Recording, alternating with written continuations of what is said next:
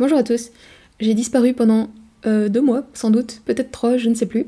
Je suis même pas retournée sur YouTube, à vrai dire, parce que j'ai pas eu le temps. J'avais vraiment beaucoup de choses à faire. Peut-être que j'ai déjà publié, parce que je viens d'enregistrer une vidéo en russe. D'ailleurs, je ressens un sentiment de soulagement intense parler français, parce que c'est vraiment difficile pour moi encore de parler russe. Mais bref, je sais pas encore dans quel ordre je vais les publier. Donc peut-être que vous avez déjà vu cette vidéo en russe. J'espère que je vais la sous-titrer en français, mais je ne suis pas sûre. Donc maintenant, je pense que je vais faire quelques vidéos en russe, mais qui seront moins intéressantes pour les Français, sans doute, parce que je vais parler de choses qui sont plus intéressantes pour les Russes. Au cas où je vais me répéter par rapport à ce que j'ai dit dans cette vidéo en russe, j'ai été très occupée ces derniers temps parce que déjà je suis rentrée en France, ensuite parce que j'avais pas mal de projets, j'ai fini le paquet de cartes que j'ai dessiné, je l'ai fait imprimer en 400 exemplaires et ensuite j'en ai envoyé, j'avais à peu près 250 commandes je crois, un truc comme ça. Enfin bref, ça m'a pris vraiment beaucoup de temps, c'était très compliqué, et parce que c'était la première fois que je faisais ça. Ensuite j'ai eu un autre projet où j'ai illustré avec des dessins vectoriels une chanson sur le thème d'une histoire d'amour qui se passe à Saint-Pétersbourg en 1917, enfin à peu près 1917, et ça m'a pris un temps fou parce que je ne sais pas faire, je savais pas faire, j'avais jamais utilisé un truc pareil, et voilà, c'était très compliqué. Je suis pas satisfaite du résultat, mais je peux quand même vous le montrer si vous êtes curieux. Je vous mettrai le lien dans la description. Donc voilà, sinon je suis rentrée en France parce que mon entreprise a fait une erreur sur mes documents, en gros. Et donc pour eux, c'était plus simple que je change mon visa plutôt que de changer tous mes documents. Donc aujourd'hui, pour me remettre dans le bain, j'ai juste une petite vidéo sur mon dernier voyage. J'ai passé quelques jours dans le Caucase, donc dans le sud de la Russie. Depuis Moscou, ça prend que quelques heures de vol. Je sais pas pourquoi, sur mon billet, il y avait toujours marqué, enfin pour l'aller et pour le retour, le vol était censé prendre à peu près 3h30, et au final, ça m'a pris que à peu près 2h30 ou 2h40. Donc on est arrivé à chaque fois très en avance. Donc j'ai atterri à... Enfin, c'est une ville qui s'appelle Eau Minérale en français. C'est assez étrange et ridicule comme nom, mais en russe ça sonne mieux. Ensuite je suis allée à Pyatigorsk, qui est une petite ville pas très loin. Donc c'est là où est mort l'auteur russe Lermontov. Il a été tué à 26 ans lors d'un duel. D'ailleurs c'est un truc que j'adore en Russie. Il faut que je fasse une liste de tout ce que j'ai envie de dire dans ma prochaine vidéo où je vais parler de mes 2 ans en Russie. Mais ça c'est vraiment un truc que j'aime beaucoup en Russie, que les gens soient aussi passionnés par leur littérature, par la culture russe classique. C'est un truc qu'on perd un peu en France, où c'est assez... Enfin c'est considéré comme snob d'en savoir presque trop en fait sur des auteurs français, alors qu'en Russie c'est purement du positif, de connaître les auteurs, de les avoir lus. Les Russes sont encore vraiment très attachés à leurs auteurs classiques, et moi ça me fait plaisir.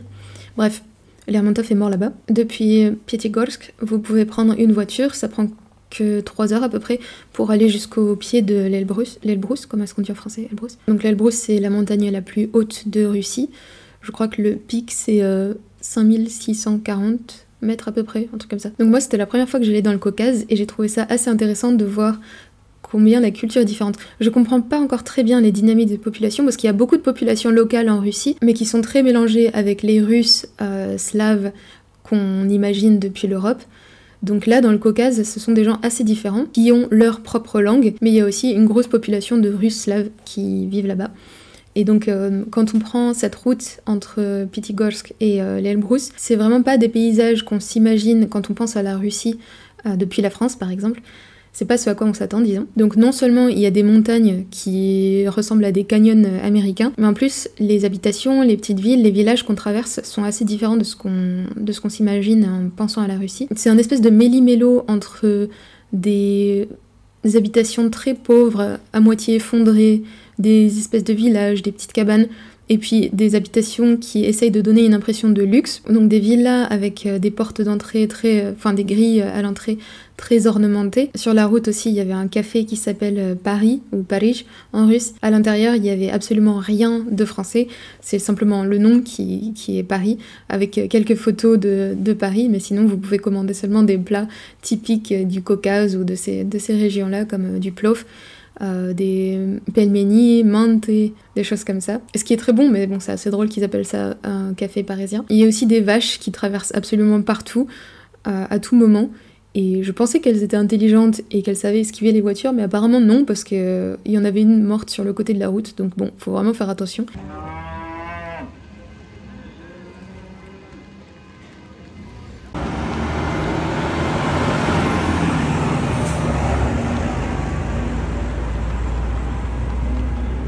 C'est une région qui est très agricole par rapport au reste de la Russie que j'ai vu. Enfin, quand j'étais à Voronezh, j'avais vu aussi que la région est assez agricole. Mais donc c'est surtout dans les régions du sud où on peut voir évidemment des cultures ou du bétail, alors que dans le nord, on enchaîne forêt sur forêt. Et quand je dis le nord, je parle déjà du niveau de Moscou en fait. Autour de Moscou, on voit pas tellement de culture. Quand je prends le train autour de Moscou, je vois surtout de la forêt, pas vraiment de culture. Pour aller sur l'Elbrus, c'est déjà trop tard pour faire l'ascension en fait, en novembre. Il y a déjà de la neige partout.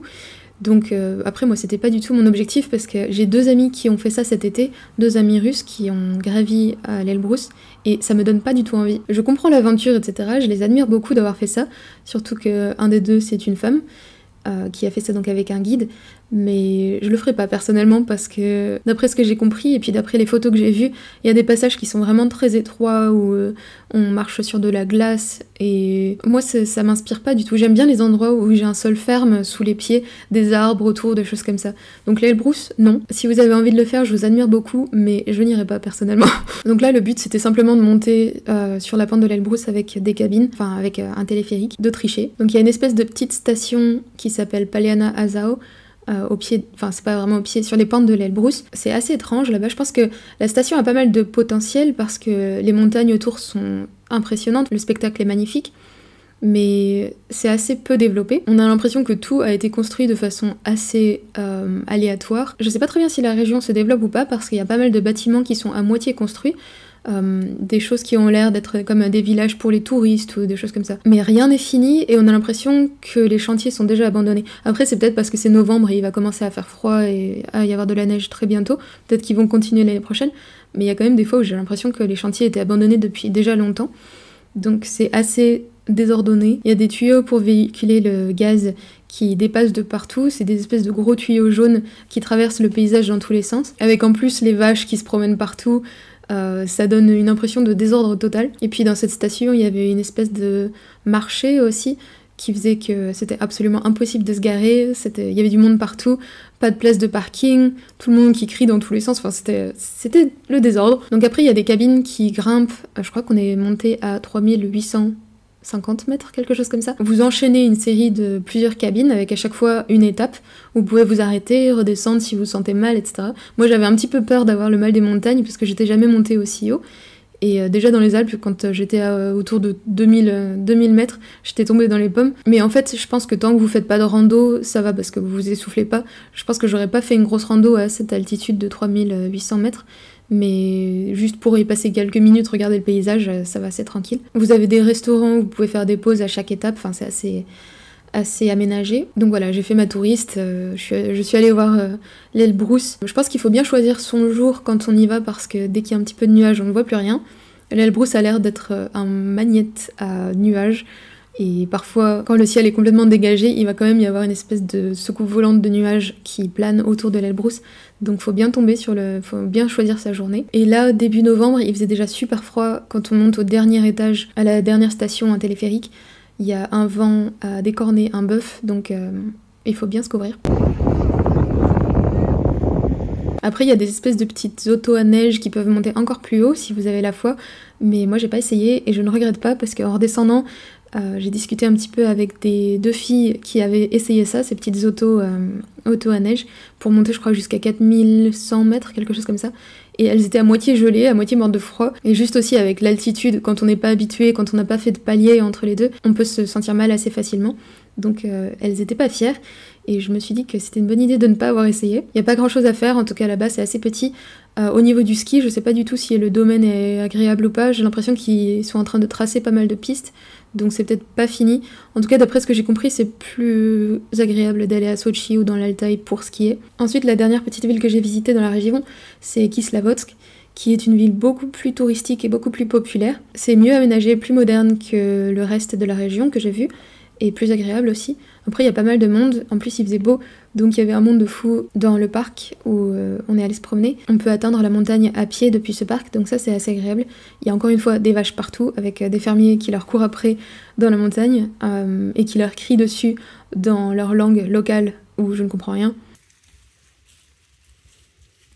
D'ailleurs, j'ai eu beaucoup de mal à comprendre les locaux, surtout les personnes plus âgées. Normalement, j'ai pas de mal pour comprendre le russe, mais ils ont vraiment un accent assez fort et ils ne me comprenaient pas non plus, donc la communication était relativement difficile. Kislovodsk aussi, la ville est assez connue pour ses sources d'eau. Donc il y a des sources d'eau chaude où des gens viennent prendre des bains. Enfin, il y a des... Est-ce qu'on dit sanatorium en français aussi? Je sais plus. Enfin bref, il y en a partout de ces établissements dans la région où vous pouvez passer quelques mois pour vous remettre, pour reprendre des forces. Il y a une galerie dans le centre-ville, une galerie qui est très belle d'ailleurs, les bâtiments sont très beaux, où vous pouvez goûter à différentes eaux qui sont censées avoir des propriétés.